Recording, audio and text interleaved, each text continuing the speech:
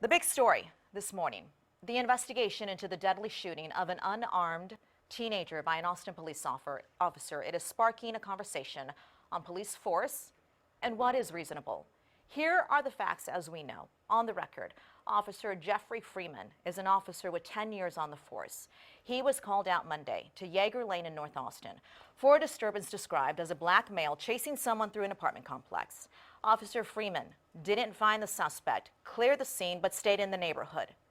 That's when he confronted the suspect, later identified as 17-year-old David Joseph, nearby on Nature's Bend. Joseph was naked. Joseph was unarmed. What happens next is out of view of Freeman's patrol car camera. What is captured on the in-car camera when Officer Freeman gives his initial commands to Mr. Joseph and the time in which Mr. Joseph charges towards Officer Freeman was a matter of seconds. I couldn't tell you exactly how many, but it was not a very long duration. We are searching for answers to what even the top brass at APD call a complex investigation. This is Jerry Staton. He's a use of force expert based here in Austin, a retired APD officer. You've trained thousands of police officers to this day on use of force. Good morning, and thank you for being here. Good morning. Let's talk about this case. What we do know, I know you have not seen the video, what was caught, but why use a gun instead of a taser on a naked, unarmed person? Such a complicated question to have a simple answer for. As we've discussed already, use of force is a long-term process for an officer to learn really exactly when and where and what force to use. Why a gun instead of a taser depends on the information known to the officer at the time he made the decision. Okay. He had a very short amount of time to make that decision. And if the taser fails, it means he would have most likely been involved in a very dangerous physical struggle. Okay, let's talk about when the taser fails. I want you to take a look at video.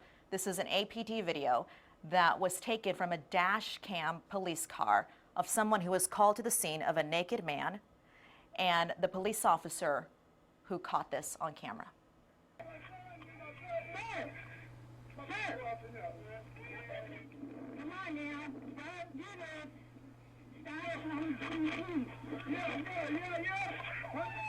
Two things we know, Jerry, from this video.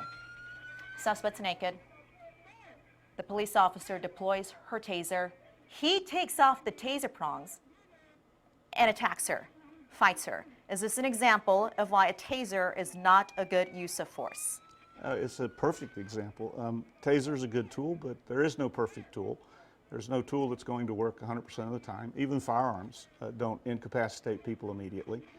And we don't really have time to go into the details as to the number of reasons why a taser might fail. But when it does, at those close ranges and those minuscule amount of time, there isn't time to transition to another force option. Excited delirium. What is that? It's well known in the community of police officers. Why is that a danger? And isn't nudity a sign of excited delirium? Well, it's one of a number of signs that the person could be exhibiting an excited delirium event. And excited delirium is a controversial issue in that there are still some unanswered questions as to exactly why the person becomes in that agitated state. And when they die, there are even more questions as to exactly why they died. Okay. This police officer, 10 years on the force, should he be comfortable with the use of force training that APD provides to officers? Yes, when I said it takes quite a bit of time to get really comfortable with use of force, by the time an officer has been there 10 years, they should have those concepts down. Jerry, does it change the use of de-escalation tactics if the officer is on the way to the call and he is told that the person is unarmed? Well, I don't know if you're going to say that it changes the de-escalation. You have to make those judgment calls when you get there. It's really a normal event to have information given to you over the radio turn out not to be accurate once you arrive on the scene. So someone telling you he is or isn't armed gives you an indication, but as a police officer you still have to make those judgment calls after you get there. Now, a naked person, most likely not going to be armed. Okay. Do you keep your hand on the gun the whole time? Well, you know, that depends on the confidence and training and competence of the police officer. Every situation is different, and officers respond in different ways. I don't, but Do you teach your officers to do that? no. Okay. Jerry Staton, thank you so much for joining us this morning, use of force expert.